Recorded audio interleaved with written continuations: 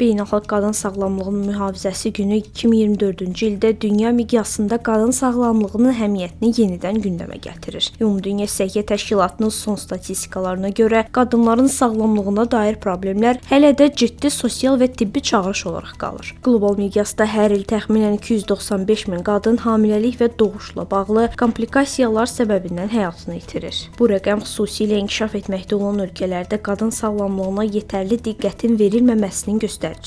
2024-2025-ci illərdə aparılan araşdırmalar qadın sağlamlığında yeni istiqamətləri və çağırışları ortaya qoyub. Məsələn, Amerika Birləşmiş Ştatları Milli Sağlamlıq İnstitutunun apardığı tədqiqatlarda qadınlarda xərçəng, ürək-damar xəstəlikləri və psixi sağlamlıq problemləri əsas prioritet olaraq seçilib. Xüsusilə süd bəzi və yumurtalıq xərçəngi ilə bağlı erkən diaqnostikanın effektivliyi və müalicə üsullarında yeniliklər diqqət mərkəzindədir. 2024-2025-ci illərdə əldə olunan tədqiqat nəticələri göstərir ki, texnologiyanın və innovativ tibbi metodların tətbiqi qadın sağlamlığında önəmli irəliləyişlərə səbəb ola bilər. Lakin bununla belə, əsas çağırış sağlamlıq xidmətlərinin bərabər paylanması və sosial-iqtisadi maneələrin aradan qaldırılmasıdır. Beynəlxalq Qadın Sağlamlığının Mühafizəsi Günü hər kəsi qadınların sağlamlığına diqqət yetirməyə və bu sahədə daha çox resurs ayırmağa çağırır.